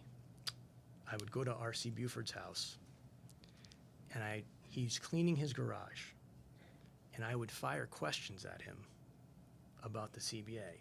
And the way it would teach me is I had to figure out how to ask the question, right? So it's like, here's the legal document. I was to phrase it in a way that made so that I would know what it meant, so I could quiz him on what it was. And he was cleaning out his garage, and he had this triple posts offense book by Tex Winter, and it looks like he must have got it at a garage sale or something. So, that was great. But I'll think about that. Maybe the next time I'll have some things like that will resonate. If you want another McPhee book, Levels of the Game. That's the tennis one, right? It's very good. Where he has to go back and write it off of. It's not recorded, so he has to go watch they're about to. I heard this story. They're about to erase the film. It's like a major network that they had to show the tennis match, but they're like, oh, he wants to write this whole thing, and there's a book called Draft Number 4, which is all about his writing style, I guess. I've read some of that, and then it got me like, I'm not a writer, so it made it harder. But he essentially was like, I want to write about these two different people, right? And his whole system of writing. But he had to get the game film. He called, and they were going to erase it. They're going to erase it. Oh, we're just about to erase that. So he went and watched it almost. He wasn't there live, but he wrote the whole thing off of that, I think. Yeah, so I have it. I gotta read it. Maybe that's the next plane ride, so. All right, thank you guys so much. Appreciate it. And, hopefully we'll have an exciting year. And we really appreciate everything you do for the team and covering the team. All right, thank you. Thanks, Tim.